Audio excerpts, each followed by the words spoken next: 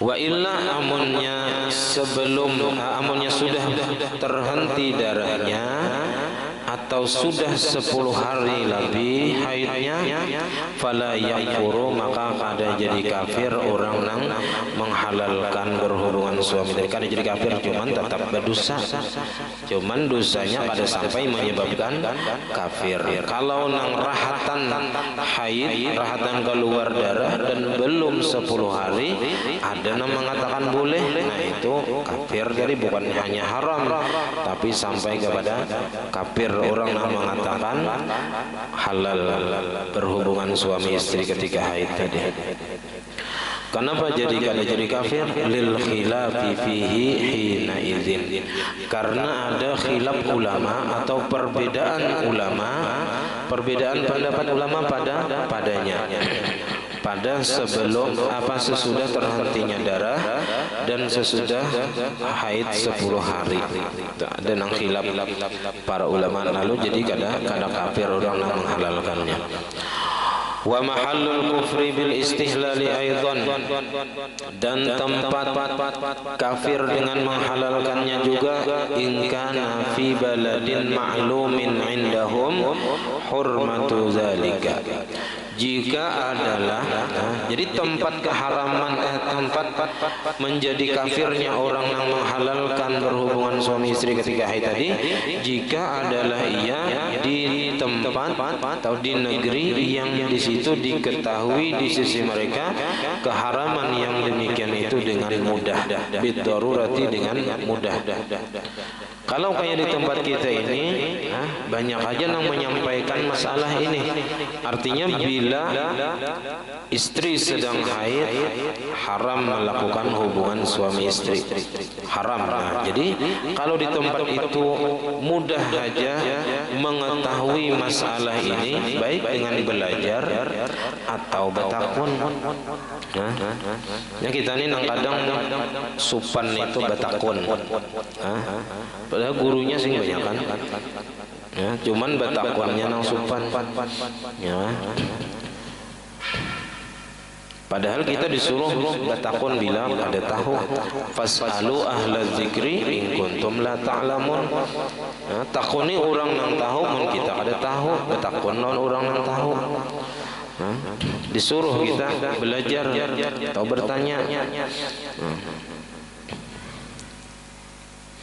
Wa illa fala kufra, maka amunnya di tempat itu kada diketahui, kada mudah mengetahui keharaman yang demikian itu, karena misalnya inya jauh dari ulama atau inya hanya masuk Islam, kada kafirnya. Kaba'dil bilad, seperti sebagian negeri, alladzina yajhaluna hurmata dzalika, yang tidak mengetahui mereka itu akan keharaman yang demikian. Jadi sidin ada beberapa negeri nang kada tahu, karena mungkin kada ada nang menyampaikan bahwasanya haram berhubungan suami istri ketika istri sedang haid. Wa mahallu hurmatihi, dan tempat keharaman berhubungan suami istri ketika haid tadi, idza lam yakhaf az-zina, apabila tidak takut ia akan berzina. فإن خافه وتعين الوطء في الحيض طريقا لدفعه جاز. Maka jikalau takut ia berzina, amunnya takutan berzina, wa ta'ayyana al-wad'u fil haidi, dan tertentu berhubungan suami istri pada ketika haid, tariqan lidaf'ihi, sebagai jalan bagi menolak zina. Ya, amunnya berzina, ya ganal benar dosanya. Mana ganalnya berzina lawan berhubungan suami istri ketika istri haid. Bini haid kada kau melayani. ya cuman syahwat bergejolak. Ini mun kadade anu ni bisa berzina, ya bisa ka warung jeblay, ya tulak cacarian, ya. Nah, mana pilih antara dua? Mana hakunnya berzina lawan menggauli bini nang sedang haid?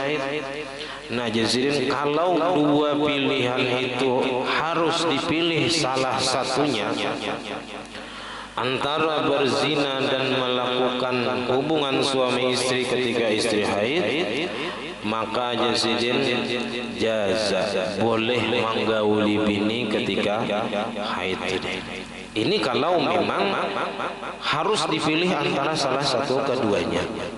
Amun kawah ada, amunnya kawah aja misalnya dibawa muncul misalnya ampe hendak berzina tadi, atau dibawa ke perumahan ampe hendak berzina, atau dibawa perjalanan biasa. Nah, orang ini mungkin lah orang nang kada tahanan, nang kada kawah kada ya kita mun kada berzina atau berhubungan lawan bini waktu bini haid, pilih antara dua. Nah, maka di sini agama kita membolehkan melakukan hubungan dengan bini nang rahatan haid. Karena lebih baik lawan bini walaupun bini sedang haid, walaupun itu tadi dosa gonal juga. Nah, cuman bagagonalan lebih gonal berzina dengan orang lain. Mun bini seorang juga, cuman waktu itu dilarang dulu karena haid. Nah, karena alasannya apa? Li'annahu iza ta'arada 'ala syakhsi mafsadatani. Apabila bertentangan atas seseorang dua mafsadat, dua kerusakan, dua dosa besar. Misalnya di sini dua dosa besar sama-sama dosa. Nah, sama-sama merusak, ya maka quddima akhaffuhuma, maka didahulukan yang paling ringan di antara keduanya. Jadi kalaunya ada dua nang haram, nang harus dipilih salah satunya, pilih nang paling ringan. Paling ringan nang dari kedua nang haram tadi yang mana? Kalau zina lawan berhubungan lawan bini nang haid, nah itu lebih ringan berhubungan lawan bini nang sedang haid. Nah, daripada berzina. Nah, lebih diambil nang berhubungan lawan bini lawan haid tadi. Nah, lalu Sidin memberikan gambaran lagi nang dua mafsadat itu bertentangan kepada diri seseorang. Nah, nang dipilih nang mana? Nang paling ringan anunya, paling ringan dari kedua nang dosa tadi. Walau ta'arada alaihi al-wat'u fil haidi wal istimna'u biyadihi falladhi yazharu annahu yuqaddimul istimna'a fa innal wat'a fil haidi muttafaqun ala annahu kabiratun. Jikalau bertentangan atas seseorang laki-laki inilah al-wat'u fil haidi, menjima istrinya pada ketika haid, wal istimna'u biyadihi, dan mengeluarkan air mani dengan tangannya, mengocok ya kita ya Pak. Nah, antara berhubungan lawan bini daripada istimna tadi, mana dipilih antara dua? Nah, falladzi yazharu, maka bermula pendapat yang nampaknya annahu yuqaddimul istimna, bahwasanya ia mendahulukan istimna, mengeluarkan air mani dengan tangannya seorang, ya kan? Supaya itu sama-sama berdosa, cuman dosa berhubungan dengan bini ketika itu dosanya dosa genal. Sedangkan istimna ini mengeluarkan air mani dengan tangannya, ini hukumnya dosa kecil menurut Imam Syafi'i. Jadi antara dosa genal lawan dosa halus, ambil nang dosa halus. Tapi mun kawan lawan tangan bini aja nyata kada berdosa sama sekali. fa innal wad'a fil haidi muttafaqun ala annahu kabiratun. Maka sesungguhnya menjima istri pada ketika haid itu disepakati ulama atas bahwasanya ia adalah dosa besar. Karena di dalam Al-Quran larangannya sangat jelas. Ya kah, yas'alunaka 'anil mahid qul huwa adzan fa'tazilun nisaa fil mahid. Ya Tuhan, jauhi berhubungan dengan istri ketika mereka sedang haid. Wala taqrabuhunna hatta yadhhurna. Janganlah mendekati mereka, jangan artinya berhubungan badan dengan istri sehingga mereka benar-benar sudah suci, sampai mandi wajib sudah hanyar halal. Jadi sepakat ulama dosa besar. Makanya bila sudah sepakat ulama tadi dosa besar ada yang menghalalkan, itu jadi kafir hukumnya. Bi khilafil istimna, bersalahan dengan istimna, mengeluarkan air mani dengan tangannya. Tangannya seorang, artinya berzina dengan tangannya. Nah, fa inna ba'dal madzahibi, maka bahwasanya sebagian mazhab yaqulu bi jawazihi, ada yang berpendapat dengan membolehkannya. Di antaranya mazhab Imam Ahmad bin Hanbal. Sidin membolehkan istimna ini kalau orang itu takutan berzina. Nah, bila ada istimna ini bisa berzina, lebih baiknya istimna daripada melakukan zina. Indah haijanis syahwati, di ketika, jadi ada beberapa sebagian mazhab yang berpendapat boleh melakukan istimna atau onani di ketika bergejolak syahwat dan khawatir melakukan zina. Wa huwa 'inda Syafi'i saghiratun, dan istimna ini menurut imam kita Syafi'i merupakan dosa kecil. Dosanya halus. Cuman jangan diamalkan tiap hari, menumpuk juga dosanya jadi gonal ya. Jadi dosa halus itu pun jangan dianggap enteng. Karena orang yang menganggap dosa halus itu menjadi enteng, akhirnya menggawi tiap hari, sedikit demi sedikit, akhirnya jadi banyak. Ya, jadi gonal. Dosa kecil itu bila dientengkan jadi gonal hukumnya. Bahkan bisa jadi orang itu akibat mengenteng-entengkan dosa kecil tadi, sebab itulah Allah Ta'ala murka dan inya dicap menjadi orang yang masuk neraka. Jadi kada sedikit orang itu masuk neraka gara-gara dosa halus, kada sedikit. Dulu di zaman Bani Israel ada kisahnya, bahwasanya seorang perempuan masuk neraka lantaran bagaduh kucing, dikurung, kada dimakani sampai mati. Ya, kada diberi makani, kada dilepas. Akhirnya inya mati kelaparan di dalam kurungan tadi. Nah, sebab itu inya masuk neraka. Padahal orangnya beribadah aja, sembahyang aja, puasa aja, cuman gara-gara inya bersalah lawan binatang itu aja. Nah, jadi terkadang dosa halus itu menyebabkan seseorang masuk neraka. Dan terkadang kebaikan yang halus itu bisa menyebabkan seseorang masuk surga. Kisah Sayyidina Umar Sidin, di banyak orang yang tak mimpi Sidin masuk surga. Ditakoni orang, kenapa pian sebabnya jadi masuk surga? Karena keadilan pian kah? Karena amal ibadah pian kah? Ada aja Sidin.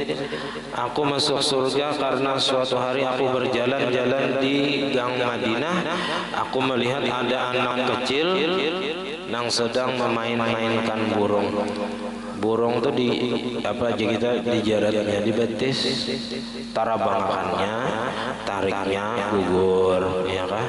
Maras aku Jusidin melihat burung tadi diulahnya mainan yang menyiksa lah istilahnya tuh. Kutukari Jusidin burung tadi lalu aku lepas, ya kan? Dengan sebab itu Allah melepaskan aku daripada api neraka dan memasukkan ke dalam surga. Jadi dengan berkat kebaikan-kebaikan yang halus, barangkali di situ Allah meletakkan ridhonya lawan kita. Jadi jangan main tinggalkan kebaikan yang halus juga. Ya, misalnya di tengah jalan ada ranting pohon gugur ke pinggirakan, ada pepaci tengah jalan ke pinggirakan. Kadang bisa itu nang maulah kita masuk surga. Amal ibadah nang sing banyakan itu bisa belum tentu diterima. Ini kadang nang halus itu nih. Tapi manfaatnya untuk orang banyak. Ada misalnya jalan berlubang, nah cariakannya samin, ya, di saminnya karena di situ banyak tuh orang nang misalnya taranjah, tarabah, ditapali, nah menyelamatkan orang. Kadang di situ nang apa Allah Taala meletakkan ridhonya. Asal ikhlas, ya kan? Asal ikhlas. Mun sambil beta naik kotak tu kan matahuan gitu ya. Cari tergantung niat masing-masing. Ya Allah membaiki jalan tu ada nang mencari duit, ada nang mencari pahala, ada nang kedua-duanya misalnya. Tergantung niatnya aja lagi sih tak. Bahkan bisa membuangi nang paku atau sesuatu nang mengganggu di jalan, itu bisa menyebabkan seseorang masuk surga. Atau memberi minum binatang nang kehausan. Ada kisahnya tuh, ya kan, seorang pelacur binian masuk surga karena memberi minum anjing nang kehausan. Padahal anjing itu najis, mughallazah. Cuman ini makhluk Allah Taala juga kehausan, lalu diambilakannya banyak. Nah, dengan sebab itu Allah Taala mengampuni dosanya. Jadi kebanyakannya lah orang itu masuk surga nang dalam kisah-kisah itu karena kasih sayang lawan binatang. Apalagi lawan makhluk Allah Taala, lawan manusia, lawan binatang aja tuh kasih sayang bisa menyebabkan masuk surga. Imam Ghazali Sidin masuk surga bukan karena banyak amal ibadah Sidin, tapi karena suatu hari ketika Sidin mengarang kitab itu ada seekor lalat nang hinggap di wadah cinta Sidin. Itu kan baca cap cinta tenang saja. Ada hinggap di situ lalat, apa aja kita meminum cinta nang Sidin tadi. Lalu Sidin berhenti menulis. Sidin lihatakan apa lalat tadi meminum sampai kenyang. Nah jadi sebab itu aku masuk surga. Nah, padahal halus benar itu kebaikannya. Membiarkan lalat meminum cinta Sidin. Sebab itu izin aku masuk surga. Padahal apa ada berbuat baik lawan lalat tadi, cuman karena maras kasihan lawan makhluk Allah Taala itu ya. Bahkan ada di antara kisah ada orang habaib majzub tuh. Sidin setiap hari sebelum naik ke dalam rumah, Sidin ke bawah rumahan dulu. Apa? Memberi makan nyamuk darah. Wah, Sidin donor darah lawan nyamuk. Nah, sampai kanyangan berataan. Nah, Sidin naik ke rumah. Ada juga yang memberi makan samut lawan gula. Taburi di rumah. Gula, besan samut, beri makan makhluk Allah Taala. Ada juga nang itu gawian. Siapa tahu di situ letaknya ridho Allah Taala nang menyebabkan kita masuk surga. Ini yang dicari itu kan ridho Allah Taala kita nih waktu hidup di dunia nih. Ya kan, ilahi anta maksudi wa ridhaka matlubi. Karena ridho Allah Taala itu lebih mahal daripada surga. Ya kan? Kalau surga, kesenangan surga, apa kesenangan surga? Makanan, minuman, bidadari, ya kan? Apa nang hendak ada. Orang kafir tuh nang sugih itu nah. Di dunia ini nya hendak apa aja kawa istilahnya tah. Hendak makanan nang paling nyaman kawanya nukar. Hendak minuman nang paling nyaman kawanya nukar. Hendak binian nang paling muas kawanya. Inya sugih. Ya kan surga bagi inya. Tapi nya kada dapat ridho Allah taala. Ya kan? Jadi nang penting itu kita cari ridho Allah taala. Makanya kita meminta yang pertama, Allahumma inna nas'aluka ridhaka wal jannah. Ridho Allah taala dulu. Ya kan? Mun Allah taala ridho, ya kan? Mun masuk neraka itu kada berpengaruh api. Asal Allah taala ridho. Nabi Ibrahim ketika dibakar di api kada merasa panasnya api. Raja Namrud membakar karena Allah taala ridho dengan Nabi Ibrahim. Api yang kada membakar api dunia. Jadi nang maulah kita tersiksa di neraka itu karena ada bisi dosa. Amun orang kada ada bisi dosa diridai oleh Allah taala masuk ke neraka misalnya, neraka itu kada akan menyiksa karena kenapa nang disiksanya dosa kada Allah taala ridha.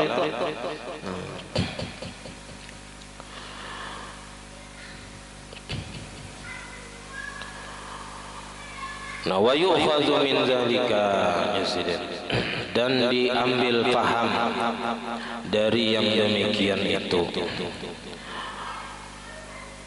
Annahu law ta'arada alaihi zina wal istimna. Jikalau bertentangan atasnya, artinya di dalam dirinya terjadi pertentangan antara berzina dan istimna, melakukan onani atau mengeluarkan air mani dengan tangannya, biadihi. Mana pilih, berzina atau mengeluarkan air mani dengan tangannya? Quddimal istimna'u, maka didahulukanlah istimna. Lima zukira, karena alasan yang sudah disebutkan. Karena tadi kalau zina itu sudah sepakat ulama mengharamkannya. Kalau istimna masih ada nang ulama yang membolehkan. Wa kama yahrumul wat'u fil haidi yahrumu wat'u halilatihi fi duburiha.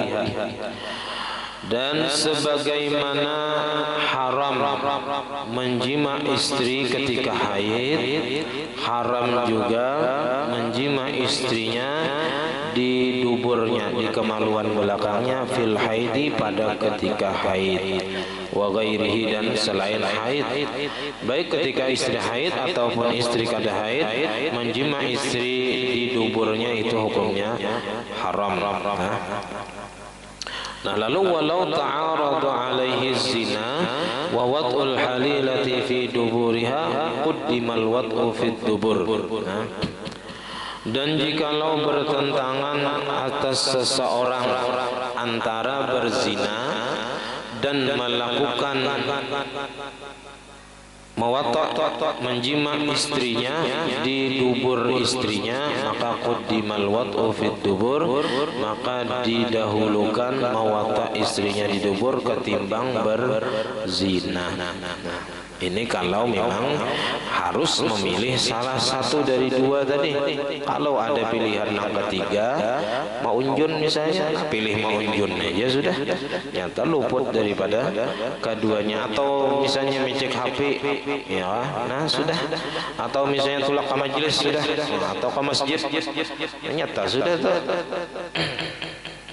Ini seandainya kada kawa, kada memilih antara salah satu dua ini tadi. Nah, cuman inilah hukum seperti ini hanyalah ya kita istilahnya itu seandainya terjadi.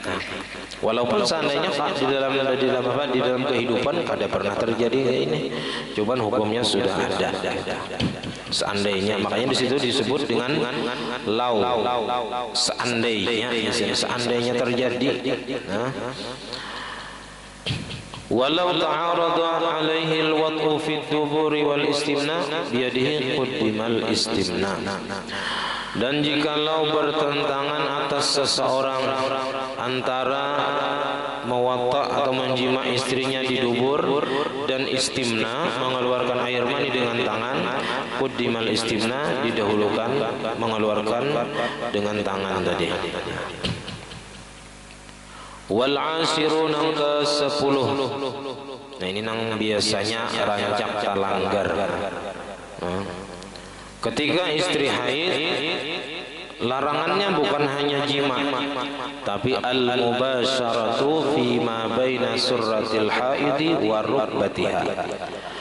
Bersentuhan kulit dengan kulit pada anggota antara pusat istri yang haid dan lututnya. Jadi ketika bini itu haid, ada daerah yang dilarang disentuh dengan kulit, yaitu antara pusat dan lututnya. Itu anggota yang terlarang di ketika istri itu haid.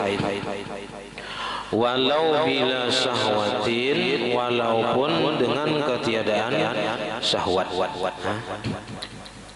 Lianna dzalika qad yad'u ila al-jima', karena bahwasanya yang demikian itu terkadang menyebabkan kepada berjima, kepada jima. Terkadang mendorong seseorang kepada berjima. Wa kharaja bima baina surrati war rukbati baqi jasadiha, keluar dengan kata-kata anggota antara pusat dan lutut itu baqi jasadiha, anggota badannya yang lain. Fala tahrumu mubasyaratuha, maka tidaklah haram bersentuhannya. Jadi menyentuh bini ketika haid itu jangan di antara pusat dan lutut. Pusat ke atas boleh, atau lutut ke bawah boleh.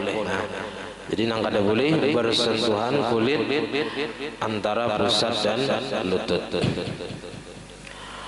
Wa kullu ma mana'nahu min mubasyaratihi namna'ha min anta massahu bihi fi syai'in min badanihi.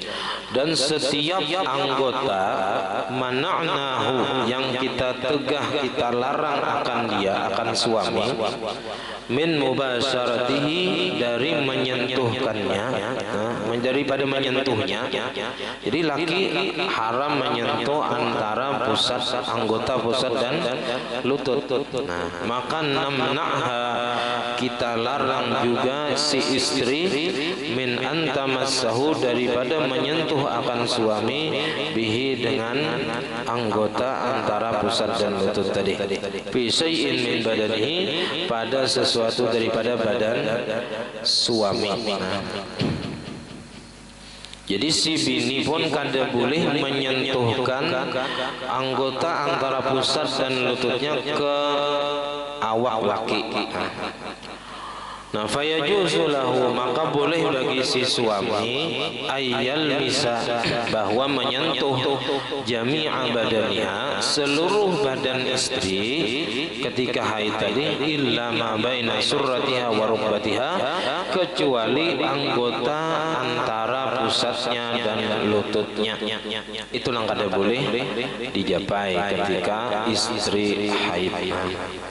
Wa yajuzu laha, dan boleh bagi si istri juga antal misa jami'a badani, kalaunya bini boleh menyentuh seluruh badan laki, bi jami'i badaniha, dengan seluruh badannya juga, illa ma baina surratiha wa rukbatiha, kecuali dengan anggota antara pusatnya dan lututnya si istri tadi.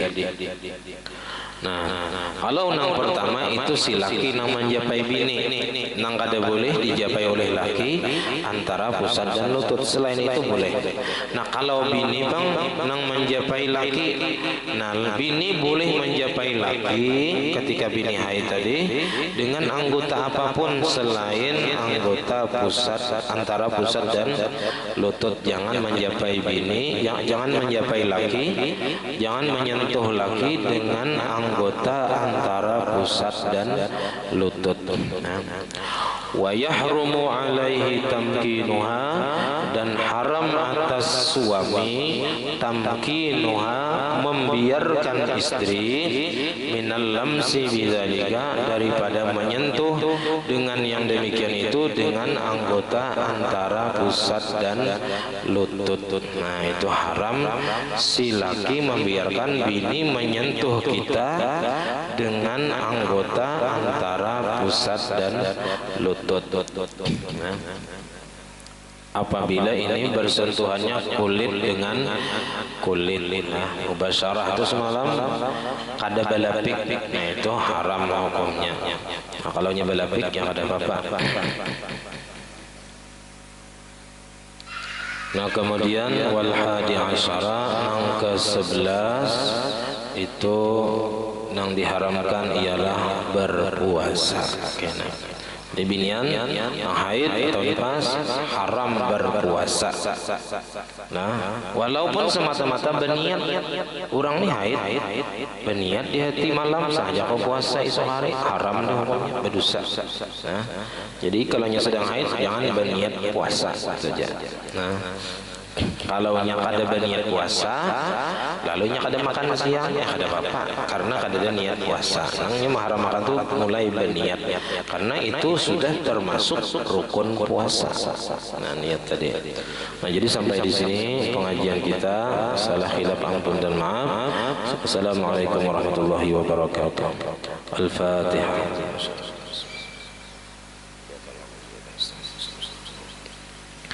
Amin. Bismillahirrahmanirrahim. Alhamdulillahi rabbil alamin. Allahumma shalli wa sallim wa barik ala sayyidina Muhammad wa ala alihi wa sahbihi ajma'in. Allahumma faqihna fid din, Allahumma faqihna fid din, Allahumma faqihna fid din wa 'allim ta'wil warzuqna ikhlas bi talabil ilmi wa fina syari' fi jami' ta'at. Allahumma astur 'uyubana wa 'uyubal mu'allimin 'anna wa la tadhhab barakati 'ulumihim 'anna. Allahumma aghnina bil 'ilmi wa zayyinna bil hilmi wa akrimna bit taqwa wa jamilna bil 'afiyah. Rabbana hab lana min azwajina wa dhurriyyatina qurrata a'yun waj'alna lil muttaqina إماما. ربنا آتنا في الدنيا حسنة وفي الآخرة حسنة وقنا عذاب النار. وصلى الله على سيدنا محمد وعلى آله وصحبه وسلم. الحمد لله رب العالمين. ما شاء الله لا قوة إلا بالله.